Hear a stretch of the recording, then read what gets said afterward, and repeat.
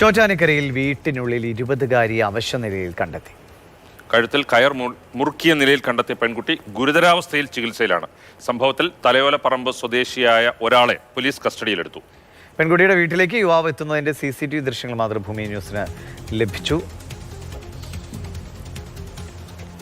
കുട്ടിയെ കാണാൻ വരുന്നവരാണ് ഭീഷണിപ്പെടുത്തുന്നത്. കാണാൻ വരുന്നവരാണ് ഇവിടെ ഗുണ്ടായിസം കാണിക്കുന്നത്. അവിടെ ഈ വണ്ടി ഇവിടെ കൊണ്ടുവന്നിടുക, എന്നിട്ട് തോന്നിയാസം പറയുക, ചോദിക്കാൻ ചെല്ലുമ്പോഴത്തേക്കും ഭീഷണിപ്പെടുത്തുക. എന്നിട്ട് ഞങ്ങളൊരു 3-5 പേര് ഇവനെ കൂടിയിട്ട് പിടിച്ചിരുത്താൻ നോക്കിയിട്ട് പറ്റില്ല. ഇവൻ അപ്പം തന്നെ വണ്ടി എടുത്ത് പോയി കളഞ്ഞു. പോലീസ് ഇങ്ങനെ പ്രശ്നം പറഞ്ഞപ്പോൾ ഒരാൾ കൊടുത്തിട്ടുണ്ടായിരുന്നു. അവർ പോലീസുകാർ അന്വേഷിക്കുന്നുണ്ട് പോലീസുകാർ. പെൺകുട്ടീൻ്റെ പെരുമാറ്റം എന്ന് പറഞ്ഞാൽ അവള് സ്പെഷ്യൽ സ്കൂൾ വിദ്യാർത്ഥിനിയായിരുന്നു.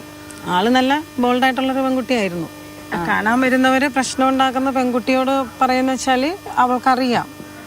അപ്പം അവളുടെ ഫ്രണ്ട്സ് ആണെന്നാണ് പറയണത്. എൻ്റെ ഏറ്റവും ഇൻറ്റിമേറ്റ് ഫ്രണ്ടാണ് ഇവിടെ സ്ഥിരമായിട്ട് വരുന്നത്. പക്ഷെ അവളെ ആക്കാനായിട്ട് പലരും വരും.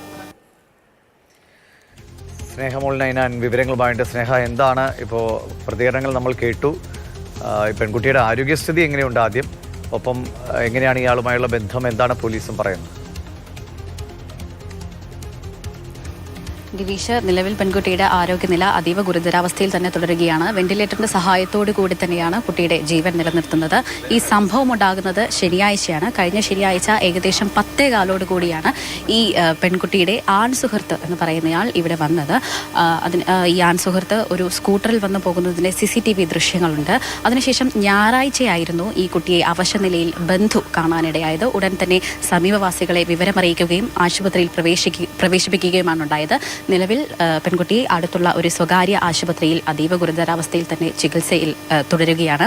അതിലും പ്രതി നൽകിയ വിവരം അനുസരിച്ച്, പോലീസിനോട് പറഞ്ഞ വിവരം അനുസരിച്ച് ഇവർ തമ്മിൽ, അതായത് ഈ പെൺകുട്ടിയും ഈ പ്രതിയുമായും ഏകദേശം 1 വർഷത്തെ അടുപ്പമുണ്ടായിരുന്നു.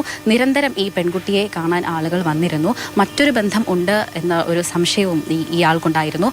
തുടർന്ന് ഇവർ തമ്മിൽ വാക്കുതർക്കമുണ്ടായി. ഈ വാക്കുതർക്കമുണ്ടായ സമയത്ത് ഇയാൾ ഈ പെൺകുട്ടിയെ ക്രൂരമായി തന്നെ മർദ്ദിച്ചിരുന്നു. ഇതേ തുടർന്ന് ഈ പെൺകുട്ടി കഴുത്തിൽ ഷാൾ മുറുക്കി ആത്മഹത്യയ്ക്ക് ശ്രമിച്ചിരുന്നു. ഇത് കണ്ട ഉടൻ തന്നെ ഇയാൾ ഈ ഷാള് അറുത്തിടാൻ ശ്രമിച്ചിരുന്നു. ഉടൻ തന്നെ പെൺകുട്ടി താഴെ വീഴുകയാണുണ്ടായത്.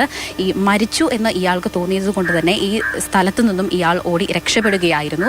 ഈ പെൺകുട്ടി, അതായത് ഈ ഗുരുതരമായി തുടരുന്ന ഈ പെൺകുട്ടി ദത്തുപുത്രിയാണ്. വർഷങ്ങൾക്ക് മുൻപ് തന്നെ ഈ പെൺകുട്ടിയുടെ അച്ഛൻ മരിച്ചു പോയിരുന്നു. ഈ വീട്ടിൽ ഈ പെൺകുട്ടിയുടെ ഒപ്പം താമസിച്ചിരുന്നത് വളർത്തമ്മയാണ്. ഈ വളർത്തമ്മയ്ക്കടക്കം ഈ പെൺകുട്ടിയിൽ നിന്ന് പോലും ഭീഷണി നേരിട്ടിരുന്നു. നിരന്തരം നിരവധി ആളുകൾ, നിരവധി ആൺ സുഹൃത്തുക്കൾ ഈ പെൺകുട്ടിയെ കാണാൻ ഇവിടെ എത്തുമായിരുന്നു എന്നാണ് പ്രദേശവാസികൾ പറയുന്നത്. ഈ കസ്റ്റഡിയിലെടുത്ത ഈ ആളും നേരത്തെ ഈ വീട്ടിൽ വന്നിരുന്നു, ഈ പെൺകുട്ടിയെ കണ്ടിരുന്നു. ഈ പരിസര പ്രദേശത്ത് തന്നെ ഇയാൾ പ്രശ്നമുണ്ടാക്കിയിരുന്നു, ആളുകളോട് അസഭ്യം പറഞ്ഞിരുന്നു, വെല്ലുവിളിച്ചിരുന്നു. തുടർന്ന് ഈ പ്രദേശവാസികൾ പോലീസിൽ പരാതി നൽകിയിരുന്നു. പക്ഷേ കാര്യമായ നടപടികളൊന്നും അന്ന് പോലീസ് കൈക്കൊണ്ടില്ല എന്നൊരു ആക്ഷേപവും ഈ ആളുകൾ പറയുന്നുണ്ട്.